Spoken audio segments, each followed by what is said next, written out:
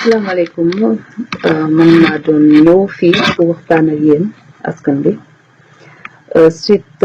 à des interventions ci l'affaire Assane Diouf en tant que juriste nekk notaire nekk fiscaliste mais également liggéey ci criminal law mooy droit criminel droit pénal puis aux États-Unis mu bëggoon na ñëw apporter tuuti ci li nga xamante ne mooy procédure immigration puis aux États-Unis bien entendu aussi liggéey naa ci immigration mais toujours sama cas immigration yëpp c'est des cas pro bono maanaam dama koy def bénévolat donc duñ ma fay ma dimbale ay victimes surtout les victimes de violences faites aux femmes nekk immigré jàppale leen ba nga xamante ne duñu mën a génn dëkk bi ñu am statut mooy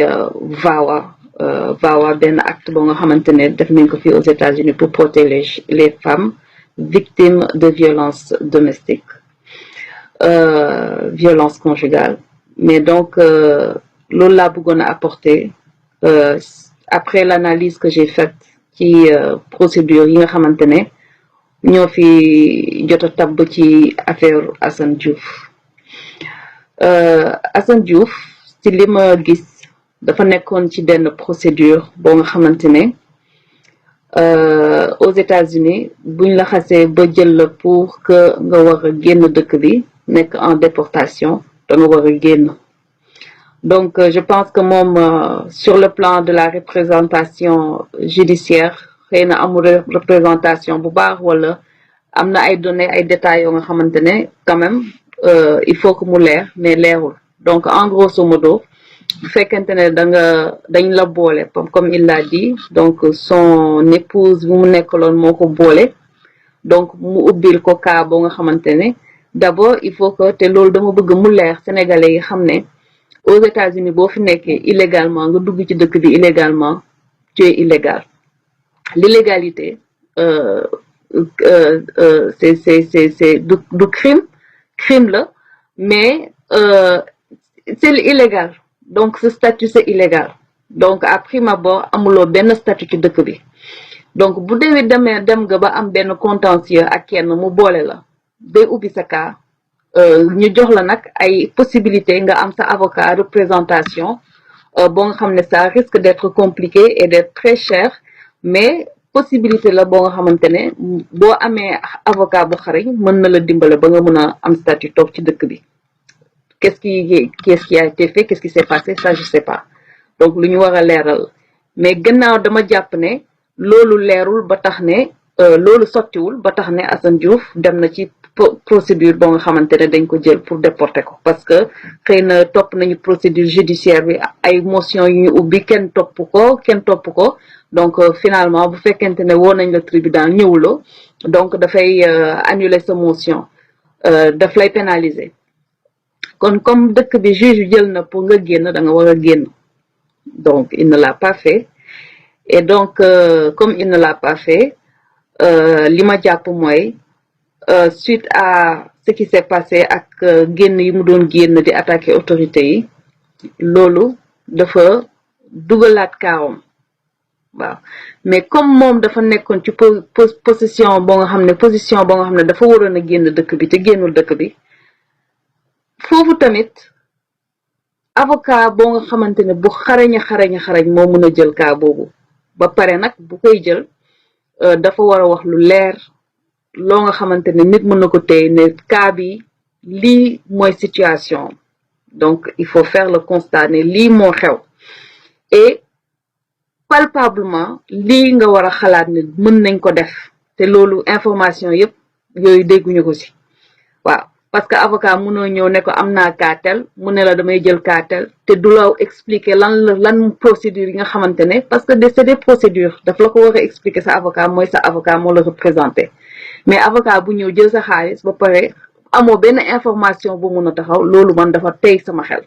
donc loolu man comprendre ma ko je suis confuse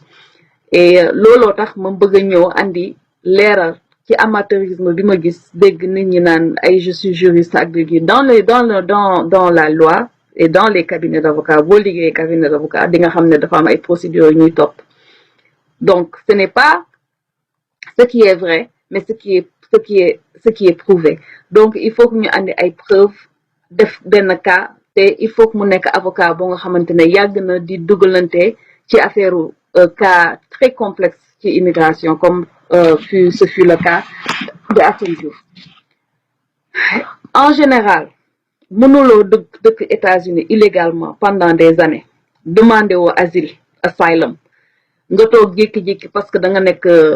un détenu politique wala da nga nekk am kii rek ñu jël la ne dañ lay defar statut loolu mënul nekk à moins que encore une fois nga mën a am avocat bu xarañ te loolu moom ci li gën a compliqué il faut que ñu wone ay preuves yoo nga xamante ne effectivement qui sa vie était en danger serait en danger buñ ko jëlee yóbbu ko au Sénégal man li ma gis mooy Assane amoon na un précédent avec la justice de l'immigration précédent boobu moo doon Assane devait quitter le territoire des États-Unis il ne l'a pas fait donc c'est une violation of a court order cette violation c'est un précédent la situation politique dans laquelle mu dugal boppam est une situation succédante qui succède le fait qu'il y ait un antécédent avec la justice de l'immigration donc mënuñu tey jël loolu moo leen di wax par exemple avec sa fiancée la fiancée de Assane Malika li tax Malika mënu ko kii c'est parce que Assane dafa war a génn dëkk bi même bu Malika bu ñu marié dafa war a génn dëkk bi même bu dee dafa marié ak Malika dafa war a génn dëkk bi bu génnee dëkk bi dina am benn diir boo nga xamante ne mën na nekk 3 ans mën na nekk 5 ans mën na nekk 10 ans balaa muy ñu koy dugalaat ci dëkk bi it doesn't matter que am na fi doom wala kii dafa violer loi il n'a pas défendu son cas ñu jël ko déporter ko donc dañuy expedite sax déportation bi il faut que loolu mu leer léegi bi affaire gouvernement bi jëlee woone moom terroriste la c'était une action très intelligente du gouvernement du Sénégal parce que à la guerre comme à la guerre pour que ñu mën a autorités yi nekk fi américaine yi xam nañ ne en tout cas en Louisiane la police est interdite d'interpeller une personne juste sur la base que cette personne est illégale. Juste sur cette base, la police ne peut pas faire une arrestation.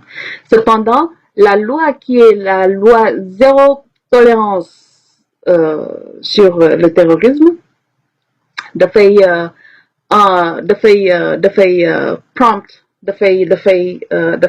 jël affaire bi il faut que autorité yi anglais bi moo xaw a yàqu làmmiñ bi mais loi boobu buñ ko jëlee boo taxawee ne diw terroriste la c'est zéro tolérance tolérance zéro automatiquement FBI est interpellé pour que ñu mën a dem xool situation bi foofu rek le gouvernement du Sénégal mënoon a jaar daal di interpellé pour que les autorités de l'immigration parce que FBI bu xoolee ne kii il n'est pas terroriste mais il n'a pas une situation légale un statut légal de rester dans le pays encore plus ce statut a été violé parce qu'il est en marge de déportation donc loolu dafay prompt les autorités de l'immigration FBI dafay transférer cas bi à immigration dafay expedite il y a un autre terme mais ce n'est que le terme m'échappe parce que maa ngi door waa je suis un peu fatiguée mais je tenais quand même à faire un point sur ça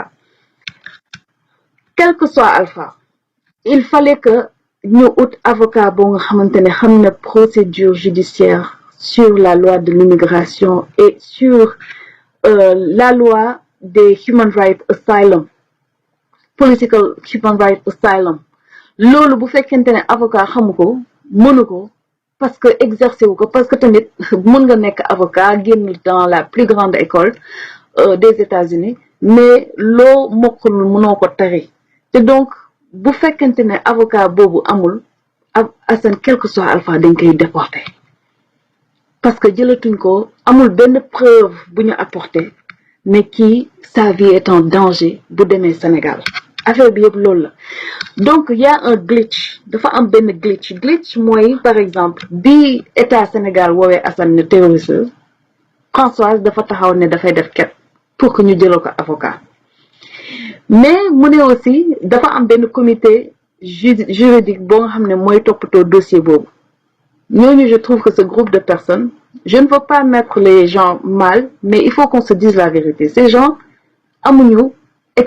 expertise buy tax ñu war a xarañ ci dossier bi def li ñu war a def un avocat qui prend le dossier bu toll noonu ñu ne jël nañ ko jox ko $8000 loolu mooy retainer avocat boobu retainer boobu bu koy jël dafa war a joxe reçu mais aussi dafa war a joxe exactement lan la war a def avocat boobu à la fin du cas même avant la fin du cas boo ko demandé daf la war a jox benn rapport up-to-date report ne la depuis l'ouverture du cas lii lañ ci def les phone calls les appels les emails communication yëpp dañ koy def it's recorded parce que c'est la norme c'est la procédure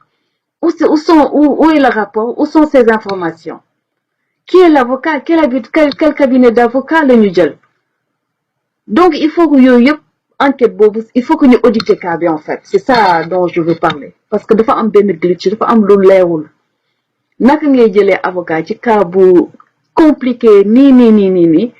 daal di taxaw vraiment war a xam information di woote detaining officer maanaam ci police kii bi ci prison bi alors que l'avocat était tenu d'informer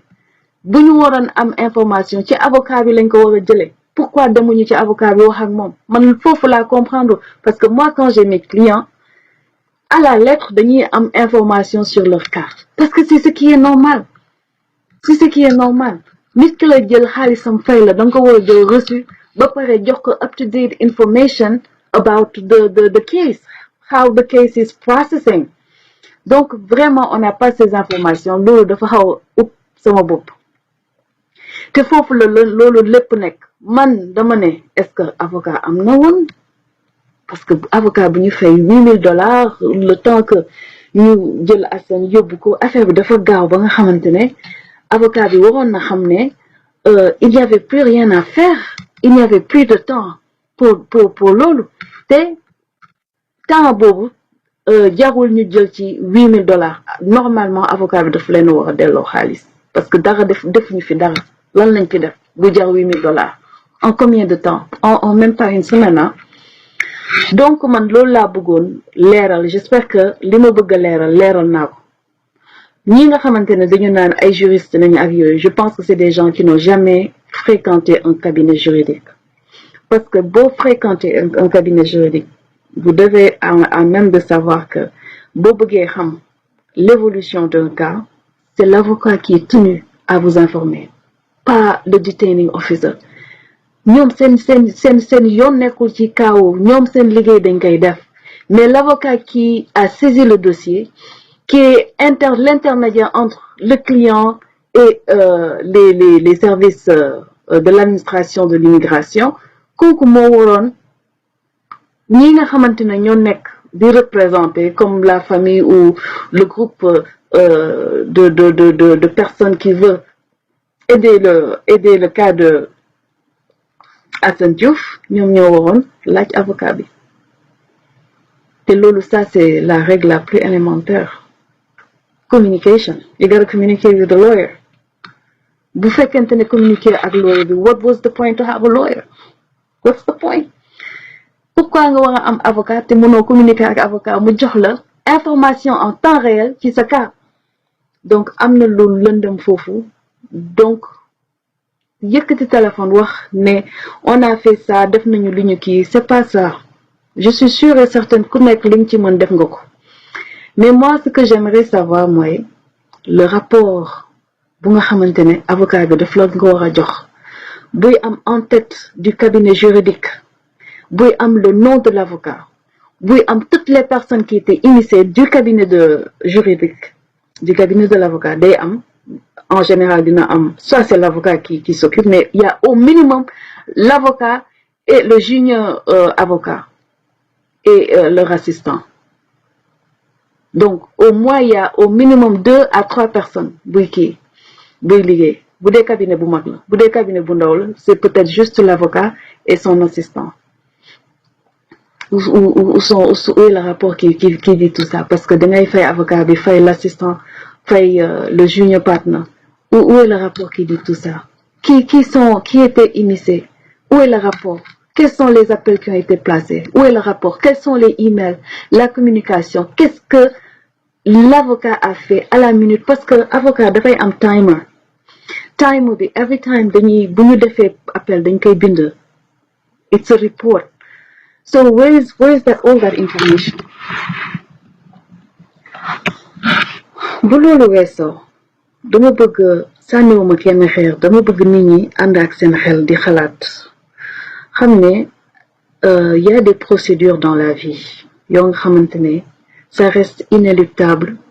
te boo ko bëggee changer dafa am fooy jaar. C'est pas de l'amateurisme parce que am na ñoo xam ne ils ont pris le temps d'apprendre et ils ont appris à bonne école te ba léegi ñu ngi jàng parce que jàng mooy on est dans un monde d'évolution mutuelle en pleine mutation, je veux dire constante et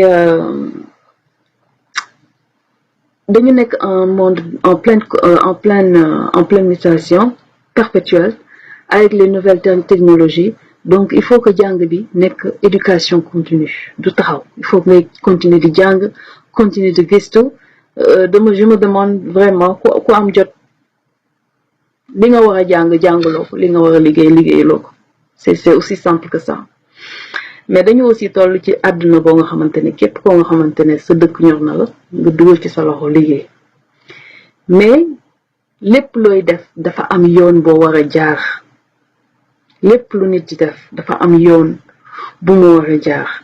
L'État, c'est une institution. Le président de la République, c'est une institution. boo demee ba war a jël ñaan ne da ngay xëcc président de la République di ko boxer di ko dóor ba ko terrasser de fekk yow nga am benn assise gànnaay yow nan nga mën a nekkee aux États-Unis illégalement pagaruwoo tooguloo. Donc en tant que juriste le scepticisme dont on parle en droit ça m'interpelle. Comment je peux m'expliquer nga ne yow da ngay xeex institution le toll ni le président de la République qui plus est le président d'un pays africain où les présidents sont rois qui sont très puissants, un système très puissant, même si tu le fais à partir des États-Unis, mais il faut que tu le fasses légalement. Légalement, cela veut dire quoi? Que tu aies un statut légal aux États-Unis, que tu sois quelqu'un bon nga xamantene tu es sur le territoire américain parce que tey buñ ko boole woon ak FBI ne terroriste la FBI bien entendu gis ne du terroriste mais dañ koy bàyyi mu dem parce que c'est un legal citizen ku am green card wala c'est un citoyen à part entière donc waruñu ko téye mais li tax yëfam métti mooy dañu gis ne il n'est pas un terroriste mais il n'a pas de statut légal. Loolu la moo andi yëf yooyu yëpp donc man sincèrement je me dis est-ce de la stupidité pure et dure? C'est une question valide. It's a really relevant question to ask. Est-ce de la stupidité pure et dure ou bien est-ce un pari pour gagner le gros lot moo doon xalaat ne boo attaqué parce que you gotta do something absolutely egregious. Il fallait que vraiment li ñu naan ku bëgg a lekk yàpp da ngay rey ñey ku bëgg a lekk yàpp da ngay rey ñey ku bëgg a jooy da ngay dóor gaynde. Donc il fallait que nga miser gros pour avoir gros bi moo doon ñu maintenir la ci territoire américain bi nga xam ne da nga fa waroon a génn. Pour nous maintenir là, il fallait que ta vie est en danger. Que nous disions là, mais les États-Unis ne marchent pas comme ça, ne fonctionnent pas comme ça. Eh bien, le plan n'a pas réussi. Cependant, ce qui est bien de noter, moi, Hassan, à travers ses interventions sur le net, sur la toile, il a quand même si il y a des motivations ultérieures, on n'est pas innocent. Everybody has an agenda here. Everybody. Ku nekk rek am na lu lal li tax nga di ko def. Donc bu taxawee ne damay def pour Sénégal rek sauver Sénégal, je suis pas d'accord. Bu nekkee dëgg la, c'est pas dëgg à 100%. Mais lii di dëgg à 100% mooy derrière système méthode bi mu utiliser, il a quand même réussi à catalyser un audimat bon nga xamante ne c'est une plus-value, you know, un plus-value bon nga xamante ne mën nañu wax ne war nañ ko conserver parce que en fait il a fait le cri de cœur de milliers de Sénégalais. Li nga xamante ne Sénégalais yu bari bëgg nañ ko dégg moom la wax te yaakaar naa ne dugg na ba ci biir quand même nga gis ne mu ngi doon dóor fi nga xamante ne foofu la woon a dóor mu ngi doon wax fii di Hassan ba tax na il faut quand même essayer de coacher, de refocus, de recentraliser, de recadrer cet audimat def benn cahier de doléances boo nga xamante ne moom moo ko bind mais diw nangam la def au Sénégal lu tax mu def ko etc. mu nekk loo nga xamante ne bien entendu ku nekk di nga ci gis sa bopp mais je pense que moom son style à lui c'est son style à lui mais keneen ko nga xamante ne war nga ñëw pour intervenir pour l'avenir du peuple du Sénégal danga ko war a def d'une façon réfléchie parce que toog di saaga du loolu mooy avancer loo dëkk bi dañu naan dëkk bi parce que par exemple Hassan il a dit ñun soxlawuñu train buy jar 650 milliards. Effectivement on a besoin d'hôpitaux, machine de radiothérapie. Effectivement bu ma naan donc cahier de doléances loolu lay wax lan la peuple bi soxla ñu jël priorité yi nga xamante ne moom le gouvernement bi par exemple on fait des trades, des échanges. Gouvernement bi il a émis de faire un train de 650 milliards nañu jéem a conscientiser le peuple, le gouvernement plutôt, le président de la République ne ko président de train bii nga bëgg a def macha allah wax dëgg yàlla bu ñëwee dina baax lool dina changer lool dina innover mais est-ce que duñu jël xaalis boobu pour l'instant puisque suñu priorité mooy radiothérapie wala hôpital bu moderne wala nangam ñu def ko foofu ndax loo gis àdduna waxtaan la négociation la. Le président de la République c'est le président de 14 millions de Sénégalais te moom fi mu toll avec ses programmes kenn xamul ñun dañu toll suñu niveau moomu toll niveau avec ses collaborateurs etc. ñun mënuñu dem ba relever wu dem ci seen niveau mënuñu ko parce que on ne sait pas la donne qu'est-ce qui se passe ci environnement boobu mais lu ñu mën a def à notre niveau ak information yu ñu am ak constat observation yi nga xam ne ñu ngi koy def ci dëkk bi ñu def benn cellule boo nga xamante ne dañuy jël dialogue. Il a appelé au dialogue. Il faut utiliser ça. Maintenant, si Hassan a des preuves qui kenn def na nangam wala def na nangam mu xalaat ne loolu daf ko war a génne vilipender ko etc. Ça c'est son truc. Pour man li ñu naan en anglais leverage c'est un arme la pour moom parce que tamit dëkk il faut mu am opposition et moi je vois maintenant que en quelque sorte Hassan représente l'opposition parce que au Sénégal bon la communication ne passe pas entre l'opposition et le gouvernement c'est ce qui est vraiment dommage donc il faut que quand même am ko nga xamante ne mooy réfuter pas réfuter dans le sens de contredire tout le temps le gouvernement mais aussi mu nekk daal un baliseur ko nga xamante ne dafay taxaw ne le gouvernement vous faites telle ou telle chose c'est bien mais il serait mieux de faire telle ou telle chose aussi d'écouter le peuple etc. Donc en gros loolu laa bëggoon wax loolu laa bëggoon andi comme leeral et puis di xalaat aussi di ñaan que ku nekk gis ci sa bopp di ne naan nit ñi nañu dal xam ne àdduna créé wuñ ko en un jour lépp nañ ko def ci yar ak teggin te bu ñu déggee situation qu'on laisse les gens qui sont habilités décortiquer au moins décrypter la situation